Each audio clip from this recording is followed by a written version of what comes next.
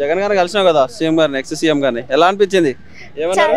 చాలా చాలా హ్యాపీగా ఫీల్ అయ్యాను, ఇంకా ప్రౌడ్గా ఫీల్ అయ్యాను. ఏమన్నారు నీతో? ఫోటో దిగారు కదా, సెల్ఫీ. ఎట్లున్నావు అని అన్నారు, బాగా చదువుకోమన్నారు. చిన్నగా ఉన్నప్పుడు చాలా కలిసింది, మళ్ళీ ఇప్పుడు కలిసింది. మా ఫ్యామిలీ మొత్తం వైఎస్ కుటుంబానికి అభిమానులు మేము. వీర విధేయులం వాళ్ళ కోసం ప్రాణాలను ఇస్తాం మేము. అంత అభిమానం అనమాట వాళ్ళది. సో ఈరోజు నా కూతురు పోయి ఆయనతో కలవడం చాలా హ్యాపీగా ఉంది. ఆయన మెడిసిన్ చదువు మళ్ళీ మేము ప్రభుత్వంలోకి వస్తే ఖచ్చితంగా నేను సీట్ ఇస్తానని చెప్పడం కూడా జరిగింది ఆయనది. అంటే ఇప్పుడు ఈ మధ్య కాలంలో చూస్తాం కదండి, అంటే కొత్త ప్రభుత్వం ఏర్పడింది, పథకాలన్నీ అందట్లేదు, ఎలా అనిపిస్తుంది సార్? అంటే ఇది ప్రజలందరూ ఎరిగిన సత్యమే, నేను ప్రత్యేకంగా చెప్పాల్సిన అవసరం లేదండి. పథకాలు ఏంది అనేది జగన్మోహన్ రెడ్డి గారు ఉన్నప్పుడు, ముఖ్యమంత్రిగా ఉన్నప్పుడు ఏదో ఒక రూపం ద్వారా పేదవారి అకౌంట్లోకి డబ్బులు పడేటివి. ఈ రోజు పండగలు కూడా పస్తుండాల్సిన పరిస్థితి వస్తుంది. అదే జగన్మోహన్ రెడ్డి గారు ఉన్నప్పుడు ఏదో ఒక రూపంలో ఏదో ఒక విధంగా వాళ్ళ అకౌంట్లోకి డబ్బులు పడేటి, పేదవారి అకౌంట్లోకి డబ్బులు పడేటి. డబ్బులు ఇచ్చి సోమరిపోతులు చేశారు ప్రభుత్వాలు అన్నారు. అంటే అట్లా సోమరిపోతులని ఎట్లా అంటారండి? ఇచ్చే 15 ఏదో ఆసరా ఉడతా పక్తిగా సపోర్ట్ ఉంటాయి అంతే డబ్బు, కానీ అదే జీవితము దాంతోనే బతికేలా అని చెప్పి ఆలోచన అయితే ఎవరికి ఉండదు. ప్రతి ఒక్కరూ కష్టపడాల్సిందే, ప్రతి ఒక్కరూ కష్టం చేసుకొని మన బతుకు మనం బతకాల్సిందే. కాకపోతే 100కు ఒక 10 తోడైతే 110 అవుతుంది. కేవలం 10 రూపాయలతో జీవితం కాదు కదా. నేను 100 సంపాదించిన తర్వాత ఆయన ఒక 10 రూపాయలు ఇచ్చినంటే 110 రూపాయలు అవుతుంది. అది అంత తప్ప అది సపోర్ట్. కానీ మన జీవన విధానానికి ఒక సపోర్ట్ అది అంతే, ఒక వారధిలాగా. అసెంబ్లీకి కూడా వెళ్ళారు, అసెంబ్లీకి వెళ్తే కూడా 10 నిమిషాలు కూడా లేరు అని చెప్పి కూడా 11 మంది ఎమ్మెల్యేలతో 11 నిమిషాలు కూడా లేరు అని అంటున్నారు. ఏ విధంగా తీసుకొస్తారు? అవును, ఒక సాధారణ ఎమ్మెల్యేకి ఇచ్చే టైం 2 నిమిషాలు మాత్రమే. ఆ 2 నిమిషాల్లో ఆయన ప్రజల గురించి ఏం మాట్లాడతాడు, ఏం చెప్తాడు. కాబట్టి ప్రత్యేక హోదా అనేది ఒకటి ఇస్తే ఆయనకు 40% సమయం ఇవ్వాలి. ముఖ్యమంత్రికి ఎంత ఇస్తారో దాంట్లో 40% ఈయనకు టైం ఇవ్వాలి, అవకాశం ఇవ్వాలి. కాబట్టి ప్రజా సమస్యలు వినిపించడానికి అవకాశం సరిపోతుంది. ఇంకోటి అండి, రాజ్యాంగంలో ఎక్కడా లేదు 10% వస్తేనే ప్రతిపక్షం ఇవ్వాలా అనేది, ఎక్కడ ఏ రాజ్యాంగంలో లేదు. అలాంటిది వీళ్ళు ప్రత్యేకంగా కొత్త రాజ్యాంగం సృష్టిస్తున్నారు. వీళ్ళు 10% ఉండాలా. భయపడిపోయినట్ట కదా సార్, ఆయన 6% ఓట్లు ఉన్నాడు అండి. ఆయన చూసి మేము భయపడతామండి. ఆయన పొత్తు లేకపోతే గెలవలేడు, ఎమ్మెల్యేగానే గెలవలేడు. ఇప్పుడు కూడా 15 ఏళ్ళు ఉంటాం. 15 ఏళ్ళు కాదు, నువ్వు 15 ఏళ్ళు కాదు, 15 రోజులు ఉండి పక్కకు పోయినా కూడా నువ్వు గెలవలేవు, ఎమ్మెల్యేకి గెలవలేవు. అలాంటి వాడిని నిన్ను చూసి మేము భయపడ్డామా?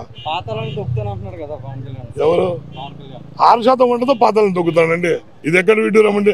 అంటే 40% ఓటు సంపాదించిన జగన్మోహన్ రెడ్డి గారు ఏమన్నా ఆయన ఏ లోకానికి తొక్కాలి? ఆయన సింపుల్ లాజిక్ అండి ఇది. 6% ఉన్నాడు పాతాలను తొక్కుతా అన్నాడు, 40% ఉన్నాడు ఏ లోకానికి తొక్కుతాడు ఆయన అనుకుంటే. నీకు ప్రతిపక్ష హోదా కావాలంటే జర్మనీకి పోవాడు, ఈజీ నీకు వస్తాయి.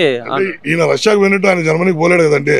ఆయన ఏకపత్ని రష్యా, అట్లా ఆయన ఏకపత్ని వద్దుడు. ఈయనకు భార్య కావాలని రష్యాకి వెళ్ళాడు. సో అలాంటప్పుడు ఆయన రష్యాకి వెళ్ళినట్టు ఆయన జర్మనీకి వెళ్ళాలంటే కుదరదు కదా. ఆయన భార్య ఉన్నారు, పిల్లలు ఉన్నారు, అంతా ఉన్నారు. ఏకపత్ని వద్దుడు అందరూ. ఆ రాముడిని ఆదర్శంగా తీసుకొని ఏకపత్నితోనే ఉన్నాడు ఆయన. కాబట్టి మళ్ళీ జర్మనీకో లేకపోతే ఎక్కడికో పోవాల్సిన అవసరం లేదు. ఈయనంటే ఇది లేక రష్యాకు పోయినాడు, పాపం తెచ్చుకున్నాడు, ఓకే. మళ్ళీ ఈయన జర్మనీకి పో అని అందరికి ఆదర్శం చూపిస్తున్నాడు ఆయన. నేను రష్యాకు పోయినాను, మీరు జర్మనీకి పోండి, మీరు అమెరికాకు పోండి, మీరు యూరోప్ పోండి అని చెప్పి. అంతే కదండి.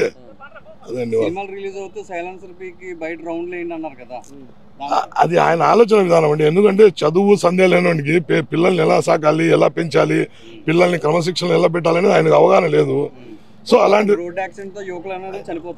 వాళ్ళ ఫంక్షన్కి వెళ్ళేసి చనిపోయిన వాళ్ళు ఉన్నారు. చాలా ఈయన మళ్ళీ రెచ్చగొడుతున్నారు యువతని రెచ్చగొట్టి ఆ తల్లిదండ్రుల బాధ ఏంటి, వాళ్ళ శోకం ఏంటి, వాళ్ళ పుత్ర శోకం ఎంత ఉంటుంది అనేది ఈయనకు తెలీదు. ఈయనకు ఎందుకంటే పెద్దగా చదువు లేదు కదా, ఇంటర్మీడియట్ ఫెయిల్ కాబట్టి పెద్దగా ఆయనకు తెలీదు. అంతేంతో చదువు జ్ఞానం ఉండాలి, లేకపోతే పిల్లల్ని పెంచిన అనుభవమే ఉండాలి.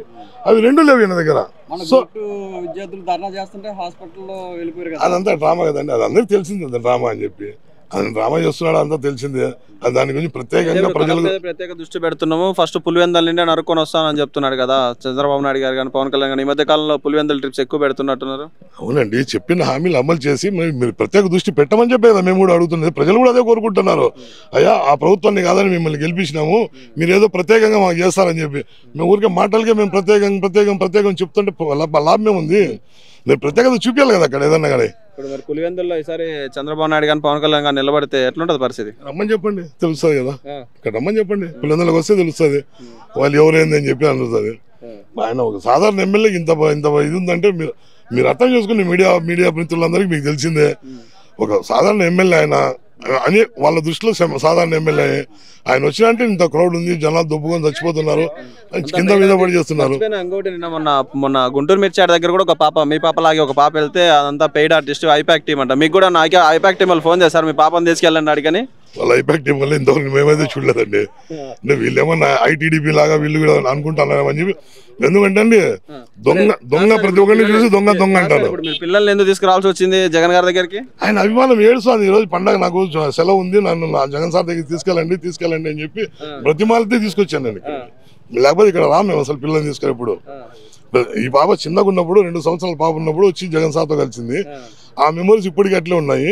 ఇప్పుడు ఏమంటుంది, ఈరోజు సెలవు, నాకు స్కూల్ సెలవు ఉంది, నాకు హాలిడే ఉంది, శివరాత్రి కాబట్టి సార్ వచ్చాడు, సార్తో కలవాలంటే ఆయన అంతే అభిమానంతో చాలా ప్రేమగా ఆప్యాయంగా పిలిచి, నువ్వు బాగా చదవాలమ్మా, నువ్వు మెడిసిన్ చేయాలా, మా ప్రభుత్వం వల్ల అధికారంలోకి వచ్చేప్పుడు నువ్వు మెడిసిన్కి వస్తావు, ఆ టైంలో మీకు మెడిసిన్ సీట్ కూడా నేనే ఇస్తాను, అలా అని చెప్పి నువ్వు చదువు తక్కువ చేయొద్దు, మెరిట్లో రాని వచ్చే ప్రయత్నం చేయని చెప్పి కూడా అన్నాడు ఆయన.